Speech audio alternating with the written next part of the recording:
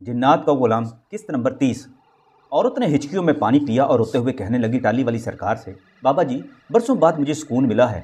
میں برسوں بھٹکتی رہی ہوں، میں اپنے خالق حقیقی سے دور ہو گئی تھی بابا، اور میں نے ایک شیطان کو اپنا معبود بنا لیا تھا۔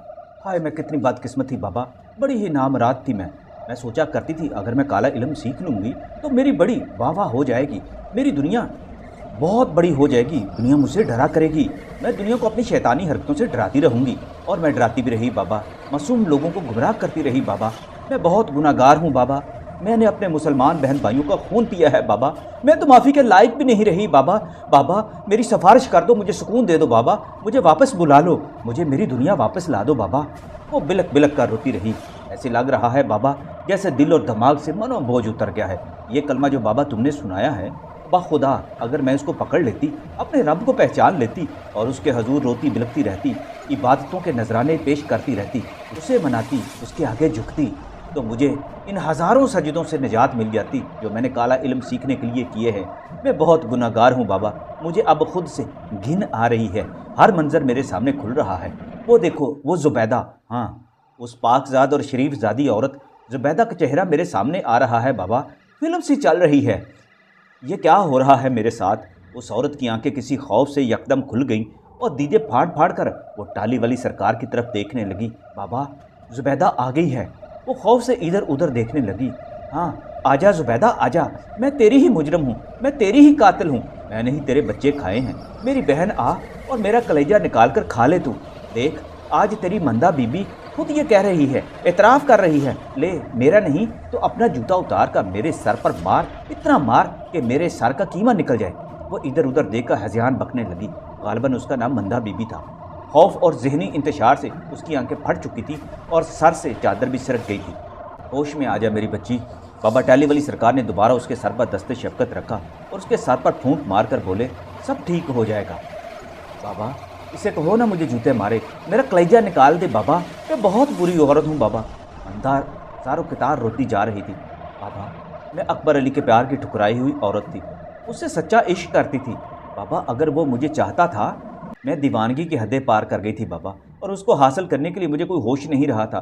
ماں باپ کی اکلوتی اولاد تھی میں، اچھی بلی شکل و صورت تھی میری، زمین جائیداد سب کچھ تھا، مگر اکبر کو میری پرواہ نہیں تھی۔ میرا پھوپھی ذات تھا، وہ بڑا ہی شریف اور نمازی۔ میری دیوانگی دیکھ کر وہ مجھے سمجھاتا رہتا تھا، کہتا تھا مندہ شریفوں کی بیٹیاں وارا نہیں پھرتی، اپنے گھر میں رہا کر تو، مگر تو دیواریں پھاڑ کر باہر نکل جاتی ہے، تمہیں کوئی شرم نہیں آتی، میں تجھے شادی نہیں کر سکتا مندہ۔ میں اس کو کہتی، اکبرے اللہ سونے کی قسم اگر تو نہ ملا تو میں زہر کھا لوں گی۔ بابا وہ تو نہ ملا اور نہ ہی میں نے زہر کھایا، ہاں میں زہریلی ہو گئی۔ پھوپھی نے اکبر کی شادی دور پار کے گاؤں میں کر دی۔ زبیدہ جب بیاہ کر اس کے گھر آئی تو میں اسے دیکھنے لگی، بڑی پیاری لڑکی تھی زبیدہ، حوروں جیسا تقدس، آنکھوں میں حیا، تو عورت کی حقیقی تصویر تھی۔ میں گھر واپس آئی، بناؤ سنگار کرتے شیشے میں دیکھتی رہی، مجھے احساس ہوا میں تو زبیدہ سے زیادہ حسین ہوں، اس سے زیادہ حیادار ہوں۔ میں 16 سنگار کر کے اکبر کے گھر چلی گئی۔ وہ سمجھ گیا میں کیوں آئی ہوں۔ اس نے مجھے بہت برا بلا کہا اور کہا، مندہ تو چڑیل ہے، چلی جا یہاں سے، تیری نحوست سے آج کی رات کی پاکیزگی ختم نہیں کرنا چاہتا میں، دفع ہو جا چڑیل کہیں کی، آج میری سہاگ رات ہے۔ میں چڑیل تو نہیں تھی بابا، ایک عورت تھی، اکبر کی دھتکار اور پھر اس حور پری کے تقدس نے مجھے واقعی چڑیل بنا دیا۔ میرے گاؤں میں ایک سوامی آیا کرتا تھا، شکل و صورت سے ملنگ لگتا تھا۔ ایک روز جب میں گھر میں اکیلی تھی، اس نے صدا لگائی، بھوکے کو کھلا اپنے من کی پا۔ میں باہر دوڑی گئی پاگلوں کی طرح اور اسے بلا کر کہا، بابا گھی شکر والی روٹی دوں گی، چاٹی کی ٹھنڈی لسی، اور اگر کہے تو دودھ کا بڑا پیالہ بھی تیری نظر کر دوں گی، اگر کہے گا تو یہ سونے کی چوڑیاں بھی تجھے دے دوں گی، مگر سچ سچ بتا میرے من کی مراد پوری ہو جائے گی۔ اس نے میری دیوانگی دیکھی تو مسکرا دیا، کہنے لگا، پہلے پیٹ پوجا پھر کام دوجا۔ میں نے اسے پیٹ بھر کر کھانا کھلایا بابا، اور کہا، اب کہو کیا مسئلہ ہے؟ میں تو اسے محض ملنگ ہی سمجھتی تھی۔ میں نے اس کو اپنی کہانی سنائی تو بولا، انتقام والوں کا کوئی دین دھرم نہیں ہوتا، تیرے انتقام کی آگ میں بجھا دوں گا۔ میں نے پوچھا، تو کون ہے؟ کہنے لگا، میرا نام سادھو سوامی ہے، ادھر مندر کے پنڈت پجاری کا سیوکار ہوں، کسی روز مندر میں آ جا، تیرے سارے دکھ درد دور کر دوں گا۔ اس نے مجھے شہر میں مندر کا پتہ دیا اور میں اگلے روز شہر چلی گئی۔ سوامی نے مجھے پنڈت سے ملایا، کالے سانڈ جیسا پنڈت، شیطان کا باپ تھا وہ۔ میں نے وہاں دیکھا بہت سی عورتیں وہاں جمع تھی، کہنے لگا، یہ سب اپنی اچھا کے لیے آئی ہوئی ہیں۔ میں نہ سمجھی۔ اس نے مجھے سمجھایا، اگر تو چاہتی ہے کہ ہر کوئی تیری بات مانے تو ایک بات میری بھی مان۔ میں تمہاری ہر بات مانوں گی۔ نہ جانے اس وقت میرے اندر کون سا جذبہ تھا کہ میں بے خوف ہو گئی، اور پھر میں نے اس کی ہر بات مان لی بابا۔ اس نے مجھے ایک ثبوت دیا اور کہا یہ مسان ہے، اپنی پھوپھی کو کھلا دے، اس کو چیچک نکل آئے گی، پھر تمہیں ہماری شخصیت پر اعتبار آ جائے گا۔ بابا میں اندھی ہو گئی۔ میں نے پھوپھی کو مسان کھلا دیا تو وہ اسی روز چیچک میں مبتلا ہو گئی۔ میں بڑی خوش تھی۔ اکبرے کی دوڑیں لگ گئی، دربار، مزار، ہسپتال، کچھ بھی تو نہ چھوڑا تھا اس نے۔ ہر جگہ وہ گیا کہ اس کی ماں کو صحت مل جائے، مگر اسے آرام نہ آیا اور وہ مر گئی۔ میں پنڈت کے پاس جانے لگی اور اس کی داسی بن گئی۔ اس نے مجھے کالا علم سکھانا شروع کر دیا۔ پھوپھی مر گئی تو ان دنوں زبیدہ امید سے تھی۔ میں نے اس کو تعویذ پلایا اور امیدیں ساری ختم کر دی۔ اکبرہ اور پریشان ہو گیا۔ مجھے تو بڑی خوشی ہوئی تھی بابا۔ میں نے اس روز 7 شیطانوں کا بھوجن تیار کر کے پنڈت کے ساتھ مل کر رقص ابلیس کیا تھا۔ بابا تمہیں کیا بتاؤں، شیطان کے اعلی کار کی شیطانیت دیکھ کر تو شیطان بھی پناہ مانگتا ہے۔ میں پنڈت کی سب سے زیادہ ہونہار داسی بن گئی۔ میرا کیا ہوا عمل ایسا ٹانکا لگا کر بندہ ہوتا تھا کہ کسی سے نہ نکلتا تھا۔ میں قبرستان میں جاتی اور قبروں کے درمیان بیٹھ کر عمل کرتی۔ میں نے زبیدہ اور اکبر کو سسک کر مارا۔ وہ جب بھی امید سے ہوتی میں اس کو خراب کر دیتی اور پھر وہ بھانج ہو گئی۔ گاؤں میں میری مشہوری ہو گئی کہ میں ملنگنی ہو گئی ہوں۔ لوگوں کو یہی معلوم تھا کہ اکبر کے عشق نے مجھے ملنگنی بنا دیا ہے۔ مجھے پنڈت کی طرف سے بھی یہی ہدایت تھی کہ میں ملنگنی بن کر ہی رہوں۔ میں نے بہروپ بدل لیا تھا۔ میرا انتقام پورا ہو رہا تھا۔ جہاں خوشیاں دیکھتی دکھوں کی کھیتیاں پیدا کرتی، اچھے بھلے گھروں کو برباد کر دیتی، کسی کے چولہے میں تعویذ دبا دیتی، کسی کے گھر خون کے چھینٹے پکوا دیتی، کسی کے گھر کے سامنے انڈے پھینکوا دیتی اور کسی کنواری لڑکی کے کپڑے کتر ڈالتی۔ میں نے کالے عمل کر کے گاؤں کے گاؤں برباد کر دیے بابا۔ پھر ایک روز اکبرہ روتا ہوا میرے گھر پر آیا، میرے پاؤں پڑ گیا، معافیاں منگنے لگا، کہنے لگا میں نے تیرا دل دکھایا تھا مندہ، مجھے معاف کر دے، اللہ بھی مجھے معاف کر دے گا۔ مگر میں تو بابا اندر ہی اندر کہے لگانے لگی۔ اسے کیا معلوم تھا کہ میں اس کے اللہ سے کتنی دور ہو گئی ہوں، اور اللہ کیوں میری وجہ سے اس سے ناراض ہوتا۔ بابا اس وقت میں اپنی فتح کے نشہ میں چور چور ہو گئی۔ فتح کا نشہ ہی ایسا ہوتا ہے بابا، مگر دن رات کی تپسیا نے مجھے اتنا پکا کر دیا تھا اور یہ سکھا دیا تھا کہ مجھے کسی پر نہیں کھلنا۔ سو میں نے اس سے بے نیاز ہوتی چلی گئی۔ وہ مجھے اپنے گھر لے گیا۔ زبیدہ چارپائی پر پڑی تھی، اس کا رنگ روپ سب ختم ہو گیا تھا۔ اکبرہ کہنے لگا منداں سنا ہے اللہ تیری سنتا ہے، تو میری زبیدہ کے لیے دعا کر دے، یہ ٹھیک ہو جائے گی اور اللہ اس کی گود ہری کر دے گا۔ میں نے اس کی طرف دیکھا اور سوچا واہ اکبرے، تو بھی میرے بہروپ میں آ گیا، میری چال میں آ گیا۔ میں تیری گود اجاڑنے والی ہوں، تیری گود کیسے ہری کرنے دوں گی۔ اکبرے نے اس رات مجھے اپنے گھر ٹھہرایا اور میری منتیں کرتا رہا۔